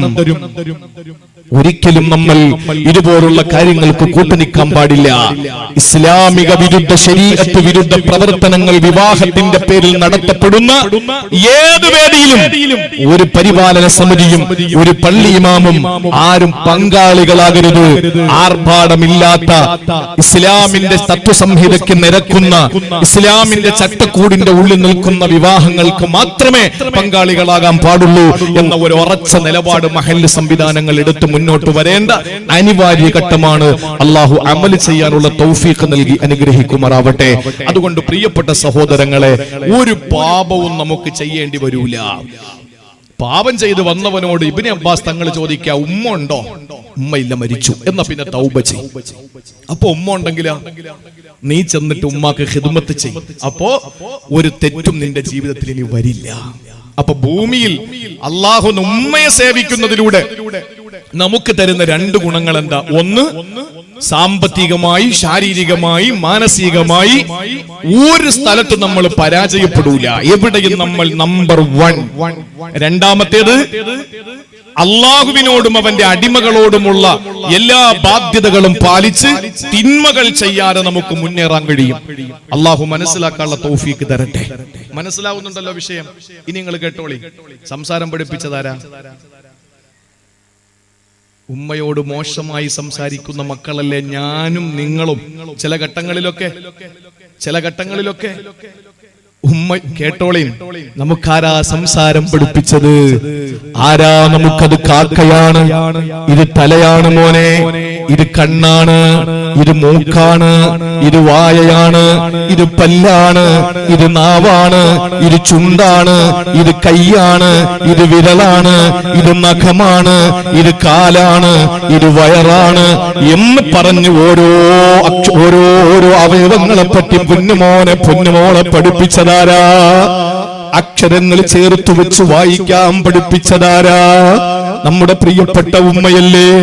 ആ പ്രിയപ്പെട്ട ഉമ്മയുടെ മുഖത്ത് നോക്കിയിട്ട് ചീത്ത പറയുന്ന മക്കൾ, അക്ഷരം പഠിപ്പിച്ച, സംസാരിക്കാൻ പഠിപ്പിച്ച എന്റെ പൊന്നുമോന് വിക്കുണ്ടോ എന്ന് സംശയമുണ്ട് എന്നതിന്റെ പേരിൽ ആരൊക്കെയോ പറഞ്ഞ് ആയുർവേദ കടകളിൽ ചെന്ന്, ഷോപ്പിൽ ചെന്ന് വയമ്പ് വാങ്ങിക്കൊണ്ടുവന്ന് ആ വയമ്പും അതിമധുരവും കൂടിയിട്ട് കൂട്ടിക്കുഴച്ച് ഒരു ചെറിയ മരുന്നുണ്ടാക്കിയിട്ട് ആ വിരല് കൊണ്ട് നിന്റെ നാവിലേക്ക് തൊട്ടുവെച്ച് നിന്റെ സംസാരം ക്ലിയറാക്കി തന്ന നിന്റെ ഉമ്മയുണ്ടല്ലോ, ആ ഉമ്മയുടെ മുഖത്ത് നോക്കിയിട്ട് നീ തെറി വിളിക്കുമ്പോൾ, ആ ഉമ്മയുടെ മുഖത്ത് നോക്കിയിട്ട് നീ മോശമായ വാക്കുകൾ പറയുമ്പോൾ, എന്റെ പ്രിയപ്പെട്ട പൊന്നുമോനെ, അള്ളാഹുവിന്റെ വിശുദ്ധ ഖുർആനിൽ നേരത്തെ ഞാൻ ഓതിയ ആയത്തിന്റെ അവസാന ഭാഗത്തുള്ള ഒരു കാര്യം പറയുന്നുണ്ട്. എന്താണെന്നറിയോ?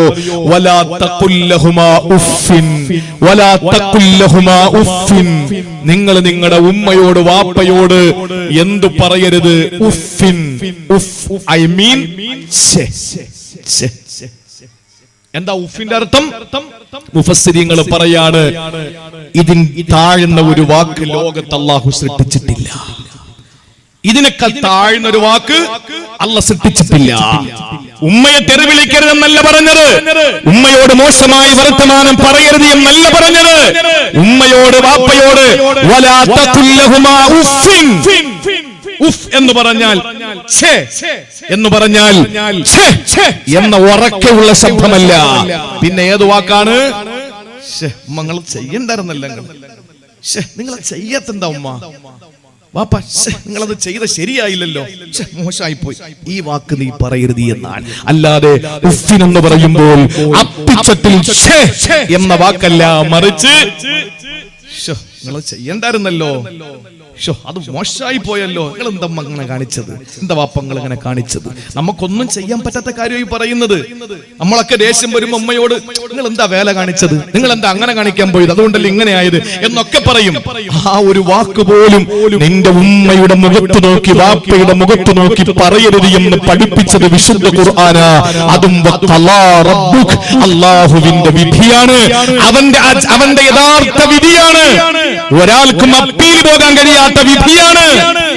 മാതാപിതാക്കളോട് ഛേ എന്ന വാക്കുപോലും നീ പറയരുത് എന്ന് നിങ്ങൾക്കറിയോ? ഒരു കാര്യം കേട്ടോ, ഒരു ചരിത്രം കേട്ടോ. മഹാനായ ഇമാം ഇബ്നു ഔൻ റളിയല്ലാഹു തആല അൻഹു ആരാണെന്നറിയോ? സഹോദരങ്ങളെ, ബസറയിലെ വലിയ പണ്ഡിതനാണ്. ബസറ എന്ന നാട്ടിലെ വലിയ പണ്ഡിതനാണ് ഇബ്നു ഔൻ റളിയല്ലാഹു അൻഹു. ഇബ്നു മുബാറക് തങ്ങൾ പറയുകയാണ്, ഈ ഇബ്നു ഔൻ എന്ന് പറയുന്ന വലിയ മഹാൻ, മാ റഅയ്തു മുസല്ലിയം മിസ്ലാ, അദ്ദേഹത്തോളം നമസ്കാരമുള്ള ഒരാളെ ഞാൻ എന്റെ ജീവിതത്തിൽ കണ്ടിട്ടില്ല.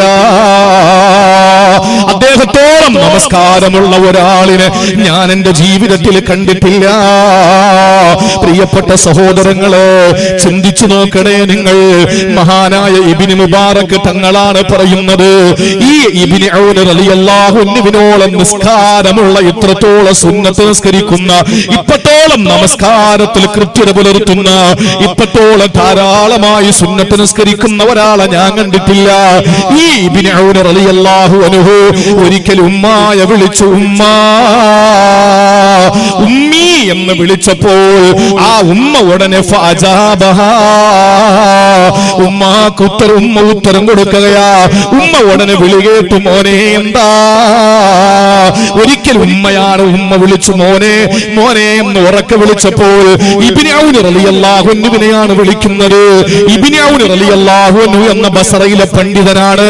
ആ പണ്ഡിതൻ മാത്രമല്ല, ഏറ്റവും കൂടുതൽ സുന്നത്ത് നിസ്കാരം നിർവഹിക്കുന്ന ഇബ്നു മുബാറക് തങ്ങളുടെ വാക്ക് കടമെടുത്താൽ ഇപ്പത്തോളം സുന്നത്ത് നിസ്കാരം നിർവഹിക്കുന്ന ഒരാളിനെ ദുനിയാവിൽ ഞാൻ കണ്ടിട്ടില്ല. ആ മഹാനായ ബസറയിലെ പണ്ഡിതനെ ഉമ്മ വിളിച്ചതെന്താണ്? പൊന്നുമോനെ ഇബ്നു ഔനേ. വിളിച്ച ഉമ്മാക്ക് മറുപടിയായി മഹാനായ ഇബ്നു ഔൻ റളിയല്ലാഹു അൻഹു തിരിച്ചു മറുപടി കൊടുത്തു. വിളി കേട്ടത് ഫഅലാ സൗതഹു സൗതഹാ, ഫഅലാ സൗതഹു സൗതഹാ. ഉമ്മയേക്കാൾ വലിയ ഉച്ചത്തിലാണ് മോൻ മറുപടി കൊടുത്തത്. ഉമ്മ വിളിച്ച ശബ്ദത്തെക്കാൾ വലിയ ശബ്ദത്തിൽ മോന് മറുപടി കൊടുത്തു. ഇത് ഇബ്നു ഔൻ റളിയല്ലാഹു അൻഹുവിനെ സഹിച്ചില്ല. പടച്ചവനെ, ഞാൻ എന്തായി കാണിച്ചത്? എന്റെ ഉമ്മ എന്നെ വിളിച്ചത് പതിഞ്ഞ സ്വരത്തിലാണല്ലോ. ഞാൻ ഉമ്മാക്ക് വിളിക്കുത്തരം കൊടുത്തത്, ഉമ്മാക്ക് മറുപടി കൊടുത്തത് വലിയ ശബ്ദത്തിലാണല്ലോ. എനിക്ക് സഹിക്കാൻ പറ്റുന്നില്ല റബ്ബേ. ആ ഒരു ചിന്തയോടെ ഇബ്നു ഔൻ റളിയല്ലാഹു അൻഹു എന്താ ചെയ്തതെന്നറിയോ? എന്താണെന്നറിയോ? എന്റെ പ്രിയപ്പെട്ട ബോവിക്കാനത്തുകാരാ, എന്നെ കേൾക്കുന്ന മുസ്ലിമീങ്ങളെ, ഇബ്നു ഔൻ എന്ന നമ്മുടെ നേതാവ് ഉമ്മ വിളിച്ചപ്പോൾ ഉമ്മ വിളിച്ച ശബ്ദത്തെക്കാൾ വലിയ ശബ്ദത്തിൽ മറുപടി കൊടുത്തു പോയതിന്റെ പേരിൽ മഹാനവറുകൾ ബസറയിലെ വലിയ പണ്ഡിതനാണ്. ആ മനുഷ്യൻ ചെയ്തത് എന്തെന്നറിയോ? മഹാനവറുകൾ ചെയ്തത് ഓടി വന്ന് മാർക്കറ്റിലേക്ക് ഇറങ്ങുകയാ. എന്നിട്ട് 2 അടിമകളെ വാങ്ങുകയാ. 2 അടിമകളെ വില കൊടുത്തിട്ട് വലിയ വില കൊടുക്കണം അടിമകളെ വാങ്ങാ. എന്നിട്ട് എന്റെ ഉമ്മ വിളിച്ചപ്പോൾ ആ മറുപടി കൊടുത്ത ശബ്ദം ഒന്ന് ഉയർന്നു പോയതിന്റെ പേരിൽ 2 അടിമകളെ മോചിപ്പിക്കുകയാ. വില കൊടുത്തിട്ട് 2 അടിമകളെ മോചിപ്പിച്ചിട്ട് കഫാറത്ത് ചെയ്യുകയാ. എന്റെ പ്രിയപ്പെട്ട സഹോദരിമാരെ, സഹോദരങ്ങള്, വാപ്പയുടെയും ഉമ്മയുടെയും മുഖത്ത് നോക്കിയിട്ട് എന്തെല്ലാം പറയാറുണ്ട്. ഒരു ചെറിയ സംഭവം ഞാനൊന്ന് ഉണർത്തട്ടെ. പ്രിയപ്പെട്ടവരെ, അവ്വാം ഇബ്നു ഹൗസബ് റളിയല്ലാഹു തആല അൻഹു പറയുകയാണ്. അവ്വാം ഇബ്നു ഹൗസബ് റളിയല്ലാഹു അൻഹു പറയുകയാണ്, ഒരു ദിവസം ഞാനൊരു പള്ളിയുടെ മഖ്ബറയിലൂടെ നടന്നു പോകുമ്പോൾ, ഒരു അസർ കഴിഞ്ഞ സമയമാണ്, ഒരു സായാഹ്നത്തിൽ ഞാൻ ഇങ്ങനെ പള്ളിയുടെ മഖ്ബറയുടെ അടുത്തൂടെ നടന്നു പോകുമ്പോൾ ഇതാ ഒരു വലിയ ശബ്ദം കേൾക്കുന്നു. ഇതൊന്നും കെട്ടുകഥകളല്ല, ഇതൊന്നും മായാവി കഥകളല്ല. പ്രിയപ്പെട്ടവരെ, ഏതെങ്കിലും സിനിമയുടെ തിരക്കഥകളോ നാടകത്തിന്റെ ഇതിവൃത്തങ്ങളോ സീരിയലിന്റെ ക്ലൈമാക്സുകളോ അല്ല. ഇത് പരിശുദ്ധമായ ഇസ്ലാമിന്റെ ഇന്നലകള് ഈ ലോകത്തിന് സമ്മാനിച്ച ചരിത്രത്തിന്റെ ഏടുകളിൽ കാണാൻ പറ്റുന്ന കാര്യമാ. അവ്വാം ഇബ്നു ഹൗസബ് റളിയല്ലാഹു തആല അൻഹു ഒരു മഖ്ബറയിലൂടെ അസ്ർ നമസ്കാരത്തിന് ശേഷം നടന്നു പോകുമ്പോൾ ഒരു ഖബറിന്റെ അടുത്തൊരു ശബ്ദം കേട്ടു. ആ ശബ്ദം കേട്ട ഖബറിന്റെ ഭാഗത്തേക്ക് നോക്കുമ്പോൾ സുബ്ഹാനല്ലാഹ്, ആ ഖബർ പിളർന്നിരിക്കുകയാ. ഖബറിനകത്ത് എന്താണെന്നറിയാൻ തലയിട്ടൊന്ന് നോക്കുമ്പോൾ അതിനകത്തൊരു മനുഷ്യനിരിക്കുകയാ. ആ മനുഷ്യന്റെ പ്രത്യേകത എന്തെന്നറിയോ? ജസദുഹു ജസദുൽ ഇൻസാൻ, മനുഷ്യ ശരീരമാണ്. റഅസുഹു റഅസുൽ ഹിമാർ, തല കഴുതയെ പോലെ ഇരിക്കുകയാ. കഴുത തലയുള്ള ഒരു മനുഷ്യന്റെ കോലമാ ഖബറിനകത്ത് കണ്ടു. അത്ഭുതപ്പെട്ടുകൊണ്ട് അവ്വാം ഇബ്നു ഹൗശബ് റളിയല്ലാഹു അൻഹു പേടിച്ചു നിൽക്കുമ്പോൾ അതുവഴി ഒരു സ്ത്രീ പോവുകയാണ്. ആ സ്ത്രീ ഇതെല്ലാം പലപ്പോഴും കാണുന്നവളായിരിക്കാം. അതുകൊണ്ട് ഭയമില്ല, അതുകൊണ്ട് സംഭീതയായില്ല, അതുകൊണ്ട് പരിഭ്രമചിത്തയായില്ല, അതുകൊണ്ട് വിഷാദ വിഷണ്ണയായില്ല, അതുകൊണ്ട് വ്യാകുല വിഹ്വലയായില്ല. ആ പെങ്ങൾ അവ്വാം ഇബ്നു ഹൗശബിനോട് ചോദിക്കുകയാ, നിങ്ങൾ ഭയന്നു പോയോ? എന്താ സംഭവമെന്ന് നിങ്ങൾക്കറിയോ? ഈ മനുഷ്യനുണ്ടല്ലോ, ഈ മനുഷ്യനൊരു മദ്യപാനിയാണ്. ഈ മനുഷ്യൻ മദ്യപിച്ചുകൊണ്ട് വീട്ടിൽ വന്ന് എന്നും പ്രശ്നമുണ്ടാക്കുന്നവനാ, ഉമ്മയോട് മോശമായി പറയുന്നവനാ. അപ്പോഴൊക്കെ ഉമ്മ അവനെ വിളിച്ചിട്ട് പറയും, പൊന്നുമോനെ നീ മദ്യപിക്കല്ലേടാ, നീ കള്ളു കുടിക്കല്ലേടാ, നീ ഒരിക്കലും ഇങ്ങനെ വൃത്തികേടുകൾ ചെയ്യല്ലേടാ. ഇത് പറയുമ്പോൾ ആ മനുഷ്യൻ ഉമ്മയോട് പറയുന്നൊരു വാക്കുണ്ടായിരുന്നു, ഇന്നമാ തൻഹകീന കമാ യൻഹകുൽ ഹിമാർ. തള്ളേ, കഴുത കിടന്ന് വിളിക്കും പോലെ വിളിക്കല്ല തള്ളേ. ചിലര് പറയുമല്ലോ, പ്രിയപ്പെട്ടവരെ, ഉമ്മ നിങ്ങളെ കഴുത വിളിക്കും പോലെ എന്തിനാ വിളിക്കുന്നത്? നിങ്ങൾ കഴുതയുടെ പോലെ കിടന്ന് കരയുന്നത് എന്തിനാ എന്ന് ഉമ്മയോട് ചോദിച്ച പൊന്നുമോന്, ഒരു അസർ നമസ്കാരത്തിന് ശേഷമാണ് മരിക്കുന്നത്. അസർ കഴിഞ്ഞ് മഗ്രിബിനിടയിലാണ് അവൻ മരിക്കുന്നത്. ആ മരിച്ച നാള് മുതൽ ആ പ്രിയപ്പെട്ട ഉമ്മയെ വിളിച്ച കഴുത എന്ന വാക്കുണ്ടല്ലോ, ആ വാക്കുമ്മാക്ക് ദേഷ്യം വന്നു. ആ വാക്ക് ഉമ്മാടെ മനസ്സ് വേദനിച്ചു. ഈ മനുഷ്യൻ അസർ കഴിഞ്ഞിട്ടാണ് മരിക്കുന്നത്. അന്ന് മുതൽ എല്ലാ അസർ നിസ്കാരം കഴിയുമ്പോൾ ആ ഖബറിങ്ങനെ പിളരാറുണ്ട്. അതിനകത്ത് ആ മോൻ കിടന്ന് വിളിക്കാറുണ്ട് 3 പ്രാവശ്യം. കഴുതയുടെ ശബ്ദമാ, നോക്കുമ്പോൾ കഴുതയുടെ മുഖമുണ്ട്, മനുഷ്യ ശരീരമാ. എന്നിട്ട് ആ ഖബർ പഴയതുപോലെ ആകുന്നു. ചിന്തിച്ചു നോക്കണേ പ്രിയപ്പെട്ട സഹോദരങ്ങള്, ഉമ്മയുടെ മുഖത്ത് നോക്കിയിട്ട് ഉമ്മ ഉപദേശിക്കുമ്പോ, മോനെ നല്ലതുപോലെ പഠിക്കടാന്ന് പറയുമ്പോ, എന്താ നിങ്ങൾക്ക് നിങ്ങളുടെ ജോലി നോക്കിക്കൂടെ? അല്ലെങ്കിൽ മോനെ നീ നിന്റെ കൂട്ടുകെട്ട് ശരിയല്ലടാ. അപ്പ ഉമ്മാടെ മുഖത്ത് നോക്കിയിട്ട്, ഉമ്മ നിങ്ങൾക്ക് നിങ്ങളുടെ ജോലി നോക്കിക്കൂടെ? വാപ്പാ വാപ്പാടെ ജോലി നോക്കിക്കൂടെ? എന്റെ കാര്യത്തിൽ നിങ്ങൾ എന്തിനാണ് ഇടപെടുന്നതെന്ന് ചോദിക്കുന്ന തണ്ടിയും തടിയും വന്നപ്പോ, ചോരയും നീരും വന്നപ്പോ, പൊന്നുമോനെ നിനക്ക് പറയാൻ തോന്നിയല്ലോ. ആരോടാടാ നീ സംസാരിച്ചത്? ആരുടെ മുഖത്ത് നോക്കിയിട്ടാണ് നീ നിങ്ങൾക്ക് നിങ്ങളുടെ ജോലി ചെയ്തൂടെ എന്ന് ചോദിച്ചത്? അന്ന് അവരുടെ ജോലി ചെയ്തിരുന്നെങ്കിൽ ഇന്ന് നീ എന്ന് പറയുന്നവൻ ഉണ്ടാകൂലല്ലോ. പക്ഷെ അവര് നിന്നെ പൊന്നുപോലെ വളർത്തിയതല്ലേ. ഗർഭിണിയായ ഒരു പെണ്ണിനോട് ചോദിച്ചു നോക്ക്, അവള് പ്രഗ്നന്റ് ആയി കഴിഞ്ഞാൽ ആ പ്രഗ്നൻസി പീരീഡിലുണ്ടല്ലോ, അവളുടെ ഡെലിവറി നടക്കുന്നത് വരെ ഒരു പനി വന്നാലും അവള് ചുക്ക് കാപ്പി കുടിച്ചിട്ട്, അവൾ ആവി പിടിച്ചിട്ട്, അവൾ എന്തെങ്കിലുമൊക്കെ ചെറിയ മരുന്ന് പുരട്ടിയിട്ട് അവളെ ഗുളിക കഴിക്കാതെ സൂക്ഷിക്കുന്നവളാ. എന്തുകൊണ്ടെന്നറിയോ? എനിക്ക് വല്ലാത്ത പെയിൻ ഉണ്ട്, എന്റെ ബോഡി വല്ലാത്ത പെയിനാണ്. പക്ഷെ ഞാനെങ്ങാനും ടാബ്ലറ്റ് കഴിച്ചാൽ, മെഡിസിൻ കൂടുതൽ കഴിച്ചാൽ എന്റെ വയറ്റിൽ കിടക്കുന്ന കുഞ്ഞിന് വൈകല്യം വരുവോ?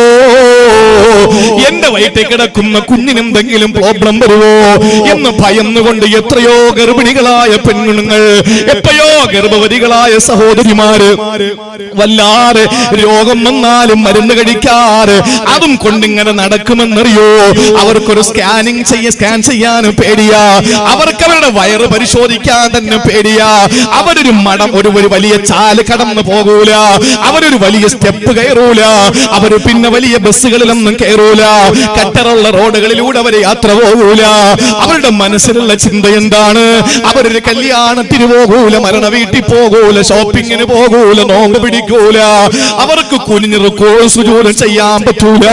അവർ ചിന്തിക്കുന്നത്, റബ്ബേ എന്റെ വയറ്റിൽ കിടക്കുന്ന കുഞ്ഞിനെന്തെങ്കിലും ബാധിക്കുമോ? ആ പേടിയോടെ നൊന്ത് പ്രസവിച്ച നിങ്ങളെയല്ലേ പൊന്നു ചെറുപ്പക്കാരാ.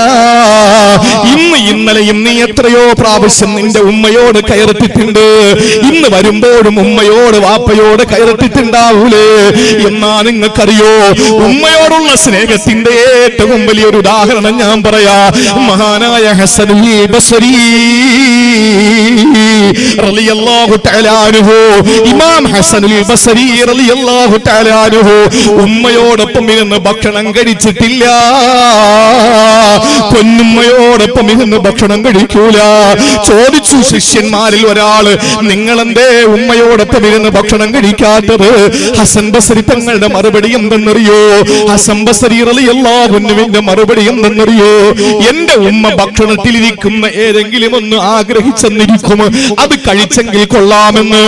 ആ സമയത്ത് ഞാൻ അറിയൂലല്ലോ, അത് ഞാനെടുത്തറിയാതെ കഴിച്ചു പോയാലോ? എന്റെ ഉമ്മ ആഗ്രഹിച്ചത് എന്റെ ഉമ്മാക്ക് കിട്ടാതെ അത് ഞാനെടുത്തങ്ങ് തിന്നാലോ? അതുകൊണ്ട് എന്റെ ഉമ്മാക്ക് ഉമ്മ കഴിക്കാനിരിക്കുന്ന സമയത്ത് ഞാൻ കൂടെ ഇരിക്കൂല. കാരണം എന്റെ ഉമ്മ ഇഷ്ടപ്പെട്ടത് ഞാൻ അറിയാതെ എടുത്തങ്ങ് തിന്നുപോയാലോ? ഇത് പറഞ്ഞതാരാണ്? ഹസനുൽ ബസരി റളിയല്ലാഹു തആല അൻഹു ആണെങ്കിൽ സഹോദരങ്ങളെ, നമുക്ക് മാതൃകയാരാ? ഉമ്മാനെ പടിയടച്ച് പിണ്ടം വെക്കാ, ഉമ്മായ വീട്ടിൽ നിന്ന് പുറത്തിറക്കാൻ വേണ്ടിയിട്ട് എല്ലാ നിലയിലും ഒത്താശകൾ ചെയ്തു കൊടുത്ത് ഒരു സന്ദേശത്തിലൂടെ ലോകത്തിന് പഠിപ്പിച്ചു കൊടുക്കുന്ന സിനിമക്കാരെയല്ല മാതാവിനെ തല്ലി പുറത്താക്കാ, എന്നിട്ട് കരയുന്ന കണ്ണുനീർ തുള്ളികള് അടുത്ത ആഴ്ചത്തെ സീരിയലിൽ ബാക്കി കാണിക്കാമെന്ന് പറഞ്ഞിട്ട് ഒരു ക്ലൈമാക്സ് ഇട്ടിട്ട് മുസ്ലിം പെണ്ണുങ്ങളെ വഴിതെറ്റിക്കുന്ന സീരിയൽ സംവിധാനങ്ങളുടെ നടീനടന്മാരല്ല, അതല്ലെങ്കിൽ മറ്റേതെങ്കിലും നടന്മാരല്ല.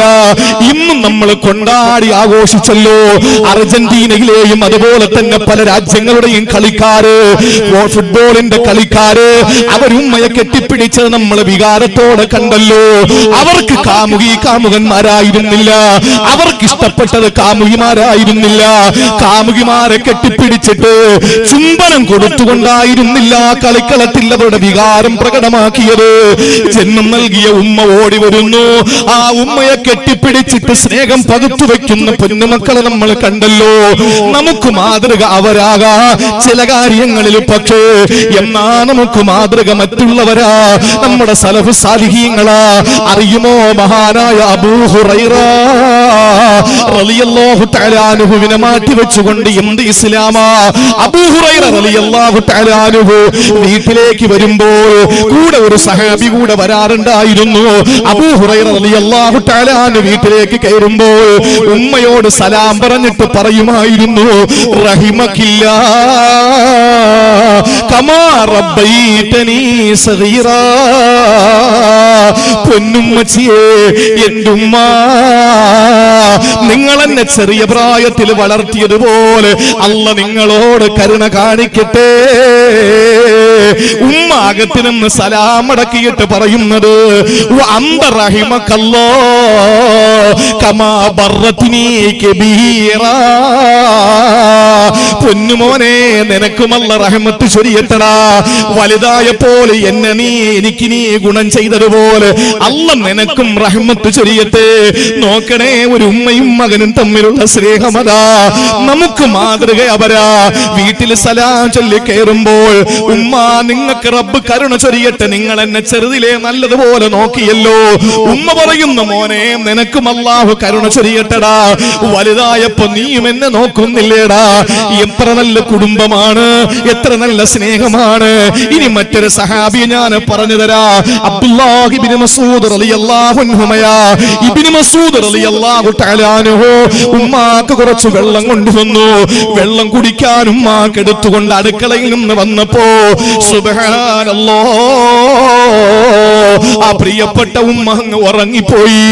ഉമ്മ ഉറങ്ങിപ്പോയി.